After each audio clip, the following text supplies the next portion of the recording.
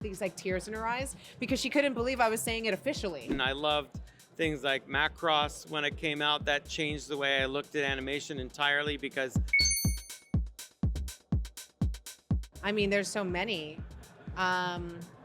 You know, I think just that first meeting that I had with John and Dave and seeing that he had been drawing me as Ahsoka in like new clothing, that first fitting that I did with Shauna and being in a new costume. And it was like, this isn't cosplay. Like, I'm not just fangirling over something that already exists. This is a new adventure. This is a whole new world, a whole new chapter of her life. And that just felt so magical. I remember watching the Mandalorian episode with my mom, and at the very end of the episode when I say may the force be with you, and she just was like looking at the screen, and then she just like did this slow turn towards me like this with these like tears in her eyes because she couldn't believe I was saying it officially. You know, you kind of make all the, you know, there's so much in the culture that has permeated for us for generations for our Star Wars, you know, you know, and you have all the different things and, you know, playing with lightsabers, and we say may the force be with you, but this time it was for real. To be on Boba Fett working with Mark Hamill, I mean, it's just been incredible. To meet Grogu, and that was actually the day on set that George Lucas came to visit. And we joke about it because John had taken a picture of him with the baby that like nearly broke the internet. I mean, it was just this blurry photo. And I was like just off to the side. And they didn't know that I was there because they didn't know we were filming this, and it hadn't been revealed yet. But that was such an incredible day. Like, it's just, there's so many different things and moments that it's just so surreal. So to be here now, 4 days before we start filming our second season, is just really, really exciting. I mean, she's such a natural. She really is Sabine. She's just got such an incredible energy and spunk to her, and you know, they couldn't have cast her better. It's been so fun, kind of, when you hear Dave talking about George and what that is to trust each other and to pass on that knowledge and work with each other. You know, there's something so similar, you know, and how he says it's like, it's not about just trying to be George. Dave has his own vision and he has his own interests, and there's a lot of respect and honor, but it's so much about, you know, George encouragement of Dave to really just do the thing, you know, don't just think about it, like really do it, you know, and do it in the way that he really feels. And I love how that's injected into the storyline between Ahsoka and Sabine. You know, it's, you see Hu Yang making fun of her all the time, like, you don't really have force powers and, you know, very strong ones, and, you know, you're the worst Padawan that's ever existed, you know, and it's just like, it's a very funny kind of thing. And so you see her, especially as a Mandalorian, just trying so hard and putting so much effort in to try to be this idea or ideal of a Jedi. And what I love is that sort of that history, like when I hear Dave talking about working with George, it's this idea that it's not about falling into some formula. It's about bringing who you are. You know, she will be great as a Jedi or in the Jedi way when she brings herself and everything to it. Because there is such diversity in the Order, and there was such diversity in the Order, and there's, you know, it's one of the things that I love about coming to these cons here. It's like you recognize, even with a character like Ahsoka, who is no Jedi, that it's not about the title. It's about what you bring to it, you know? And so I love seeing that graduation because that's something I think Anakin really tried to push in with Ahsoka.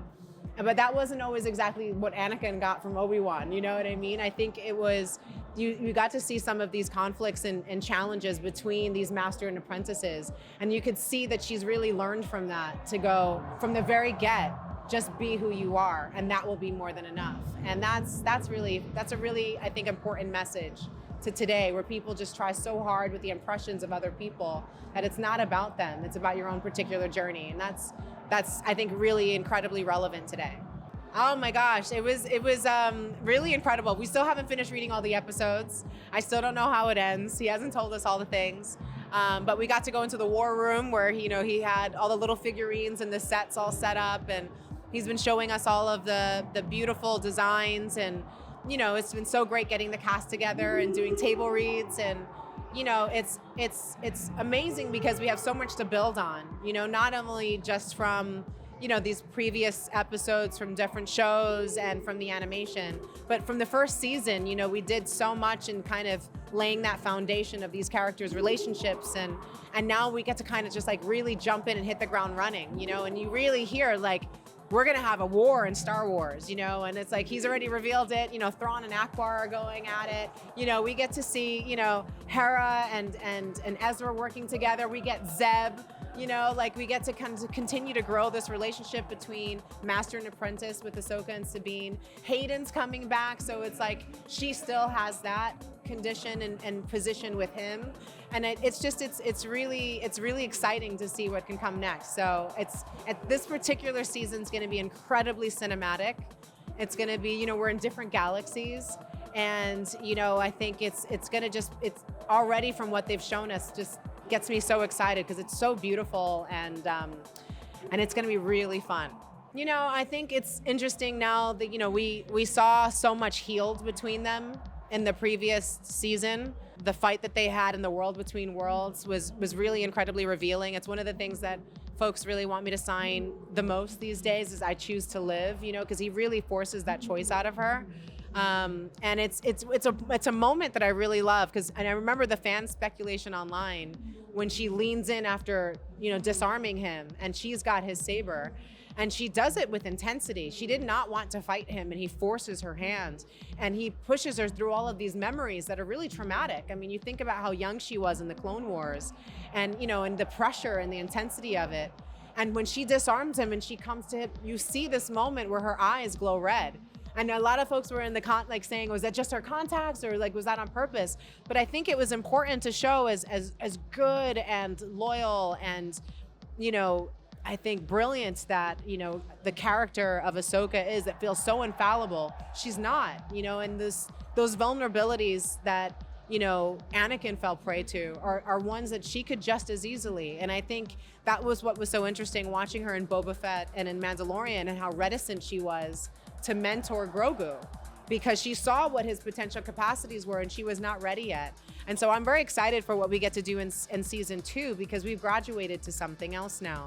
There's been a lot of healing that happened in the first season, a lot of forgiveness, a lot of peace. I think there's a different peace that she's coming at it with that allows her now to be a mentor to Sabine. And that's not going to be easy because she's a Mandalorian. So there's going to be lots and lots of triggers, and they have obviously an incredible challenge before them because they're in an entire different galaxy. So it's what I love is that even when you kind of surpass or overcome a certain mountain, and you become so expert and as someone as disciplined as Ahsoka is, and such an incredible warrior, there's still so much still to learn and grow. And I'm excited to see what that is for her, because she is approaching it with more peace, but that doesn't mean that the circumstances are going to make testing that peace any easier. I mean, it's devastating, right? I mean, we lost Ezra for so long in order to protect the galaxy from Thrawn, and now he's back, and she's very far away. Obviously, the very capable hands of Harrison Dula and Ezra Bridger are there, and now we've got, of course, obviously Zeb, and they're prepared at least to kind of imagine what could happen with him. But it's a very, I mean, he's a formidable opponent. He really, as a character who has no force powers himself, he is incredible in his strategizing, and he's always a step ahead of everyone, and in a character like Darth Vader and Anakin Skywalker, in a character like Ahsoka Tano, who these were characters that he felt were on par with him, that he took very seriously, and right now I think he feels like that threat of her he's left behind. So what does that do with a character as evil as him? And he brought the witches with him. So I mean, it's going to be quite, I think that's the word that Dave was talking about, and John as well, because he's seen so much more than I have. It's going to be incredibly cinematic, and we've got E-Wings, A-Wings, we've got all these different ships and things, and so it's going to be really exciting in that part of the universe. And I'm so curious to see what happens with ours, because I still don't know the full story because he hasn't given me all the episodes yet. But we've got enough to start with, and so we will be doing that in a week. Yeah, I always have a large plan of where I'd like the characters to go and how they're going to arc, but I always try to plan each season so that there's a satisfying ending. So if the ending was that they switched places with Ezra and that he got home and they stayed there, but at least Sabine and Ahsoka were together where Ezra was alone, that's actually quite a great victory. And for a Jedi, what Ahsoka's saying at the end is, hey, you did the selfless thing. You sent your friend home. That's a bigger deal. And you and I together, we'll figure this out. But he was here a long time alone. So Sabine understands through her action what it means to be a Jedi. So that is an ending of sorts. But of course, the hope is that you get to continue the story. And so now we're very fortunate we get to continue the story. And, you know, I think the adventure becomes greater. I think the characters are split into two halves in two different galaxies, which is a bit challenging. But I'm excited by what that's created in the story, and we'll see where it goes. Well, for me, I have a really good seat because I'm the first audience member. Because the way Dave and I work is you know, we bounce ideas off of each other early on in the process, and then as it develops and evolves, we're there to react to it. You know, so I get to I didn't know where it was going until I read the scripts, and I'm also lucky enough that I get to listen to the actors do the table reads too, and then I see animatics as well. Because of Dave's background and the way we work on these shows, we do a very intensive, rigorous planning in the beginning, very similar to what Dave did in his animation career. So what I'm really enjoying about it is, just as the actors are getting to know each other, the characters on the show are getting to know each other as well. A lot of them are just met each other for the first time in the first season. And now you see time has passed. And to me, Star Wars is always about the relationships, the humor, the tone, the adventure. And once you get to know the characters, then you start to really appreciate those dynamics. Of course, also goes without saying, beautiful sets, set pieces, action sequences. Things are starting to get much bigger. If you know where things are going, you know, we're headed to a very exciting time. And that starts to unfold in this season. Yeah, I think for me, Thrawn just represents a moment in Star Wars where there was more. We didn't have the prequels yet. There hadn't really been a lot of material. Then all of a sudden, Lucasfilm put out a series of books starting with Heir to the Empire by Timothy Zahn. And that just recaptured everybody's enthusiasm and excitement and imagination for Star Wars, saying, wow, there is more. What's this like? And Thrawn was, I thought, a particularly smart move because he wasn't competing with being another Darth Vader.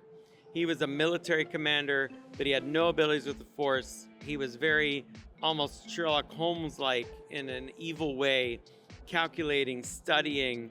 He would get ahead of you because he was very smart, which makes him very dangerous. And so, you know, I brought him back first in animation to test it out, and I talked with Timothy Zahn about it. That turned out really great, casting Lars Mikkelsen. He was perfect for the part. And the voice, and so to bring him in live action was just, it felt like the right thing to do. John and I always talk about certain characters that are in the Legends or the expanded universe of Star Wars and say, well, what makes sense to bring into this part of our story? And in this particular time period, for basically every older fan, Thrawn was the villain. And so I feel like I'm not so much inventing anything there as much as I'm fulfilling something that was laid down a long time ago. Thrawn should be the villain here, so Thrawn can appear. It's like when we brought Luke Skywalker into The Mandalorian, that makes perfect sense because Luke is a Jedi in this time period after Return of the Jedi, and he would be the one that would naturally be drawn to Grogu. And so we have these discussions, and we don't do any of it lightly. None of it's just for the buzz of fandom, because you don't want to get it wrong. And so a lot of consideration goes into it. And yeah, I think it's worked really well. He's a very different character, and he does, now that he's back, he's going to do what he does, which is he start a conflict and try to reclaim Imperial rule in the galaxy. It's pretty fun. I mean, he's a great character. When you think about it, this is why Star Wars is so unique. You can have this crazy fish-headed admiral, and he's famous for one line. He has more than one, but it's a trap. There are t-shirts, oven mitts, whatever you want. He's iconic, right? Everybody seems to know this guy. And again, he's in this time period. And he played a certain role in the old legend stories of the Imperial Remnant battle with the New Republic. And so I looked at that and thought, well, this could be an opportunity. And most importantly, it was, if we can bring him back, can we build a new Akbar that really feels like the one from Jedi, that's very, flexible and fluid in its movement? Can we portray it so it feels like the same fish? And I'm pretty happy so far with how it's turning out. And part of this season is really, I look at it as a war picture. If you look at Tora, or Battle of the Bulge, or any of those big war epics that came out, which we've looked at a lot for Star Wars and referenced on Star Wars. So we're trying to make some of the picture a bit like that, and Akbar is involved in that big kind of naval confrontation in the galaxy. I'm all for it. I'm all for Admiral Akbar coming back. I had a dog named Emerald Akbar because I named it Admiral Akbar, but my kids were too little. So they thought I said Emerald Akbar. So Emerald, our dog, was that. That's how much I like Admiral Akbar. We should give him a cousin or something. Emerald. Yes, yeah. Emerald Akbar. I love it. I think it's cool. And I think the coolest thing about Star Wars is that stuff that you would look silly at first, you end up really caring for these characters and taking them seriously. Because in the world, nobody's reacting to anything like it's strange or cute or weird. Yeah. They all take it with a grain of salt and pass it by. And the fact that you're going to have people cheering for this character with a Mon Calamari. Fighting a blue guy. And you could make people care about it and take it seriously. I love it. It just shows you the power of the world that George created. Yeah, I just think that I grew up, and for whatever reason as a kid, I was exposed to a lot of media which came from Japan, which really begins with Godzilla for me and watching the 1954 classic. And my father knew that I liked Star Wars, and he understood that George had studied with Kurosawa. And so he had me watch The Hidden Fortress. He found The Seven Samurai for me to watch. He made available all types of films and foreign films, which is a real gift when you're that young to get exposed to it. And so I just started reading more about it. I started, paying more attention. I loved things like Macross when it came out. That changed the way I looked at animation entirely, because suddenly animation could be as dramatic as Star Wars was in live action. I looked at Mos Piata. I loved the Voltron Lions as a kid. I love Ultraman and the creativity which is there, and designers like Tol Narita, who worked with Tsuburaya-san. And so, I've just made it's just a hobby of mine almost, and I admire the work. So when I worked on things like The Last Airbender, I wanted to capture what I liked about the animation, anime drawing styles that were here. We all did on that show. And when I got to do Star Wars, especially the episode in season 2, The Mandalorian, I said, well, I'm going to take my best shot at making a Yojimbo style Ahsoka episode and see what I can do. And if I can't do that, maybe I won't continue with this, because I need to feel creatively like I can actually master this in my own way. And I had the best time making that episode. I felt like I finally was starting to understand the medium better. And it was just visually something that was very satisfying. But I had studied and read so much about how Kurosawa worked, and the elements of the weather and the environment and the scenery playing part of the character. And I worked with a great DP, Baz, who had helped with the compositions and how we wanted to cut like Kurosawa and limit the cameras. And wind. I love wind. And so it all just came together. But terms like Boken I like to use that because it's a world term that makes sense. Might not be familiar to everyone, but it has some kind of connection to something that's real. So if you look it up, you understand it. And I think making those connections are kind of fun. There are little, cinema nods throughout Star Wars, because George knows so much about films, little numbers and names and things from across his love of movies. And I continue that, and it just so happens a lot of it turns out to be Japanese in origins. Though George named the Zillo Beast, I did not name that. That was in Clone Wars. That was all George. So that was a lot of people of our generation saw Star Wars and loved it, And I was lucky also. My dad invited, me to screen. I grew up before streaming, before DVD, before video. It's hard to get. But I lived in New York, so there would be revival houses that would show. And same thing, Hidden Fortress says, this is Star Wars. I said, what are you talking about? He said, no, come watch it. This is Star Wars. And sure enough, I understood. And George Lucas, always was very public about how influenced he was. I think he even wanted to cast Mifune early on, Toshiro Mifune. As was it Obi-Wan? Obi-Wan, and he produced with Kurosawa. He helped him achieve films like Ron. So there was such a vivid connection, and I think George really gave that to a whole generation of people. So our generation knows it because that opened the door to Seven Samurai, all that, and then the interplay between the Westerns and the samurai films. And so when we set out with The Mandalorian, instead of being influenced only by what George did, we want to be influenced by what George was influenced by. And that's why you see so much homage paid to, especially the films of Kurosawa and what we've done together. Mr. Yamazaki-san, his visit was wonderful. It was great to meet him. I love Godzilla Minus One. Obviously, in my opinion, it is one of the greatest, if not the greatest, of the series, which I'm very, very familiar with. I thought he captured the spirit of the original as well as many aspects of the rest of the different eras of Godzilla, and did such great character development in it. The characters' stories in his film were even greater than Godzilla in some ways, which made the film particularly powerful. So it was just great to speak with him about those challenges. He's obviously a very big Star Wars fan, and we had a lovely talk about Star Wars. For my part, I'd just be interested to see what he would like to do. I wouldn't say, hey, do this. He's such a creative. I think, you'd want to get his feedback. But right now he is very busy in the Godzilla universe, and I am very happy to hear that because I look forward to seeing what he does next. Oh, yes, I did. Actually, J.J. Abrams screened it for me. So I got to watch it with him. And so that was fantastic. And I was lucky enough to visit Yamazaki-san at his studio on this visit. And so as much as I love his movie, I love going to his shop and seeing all the people who worked on it. And I think you're going to see a lot more studios like what he has, because he has everything from miniatures to small shooting stage to people working on visual effects. It's a small team of dedicated and talented people. And so I found it very inspiring.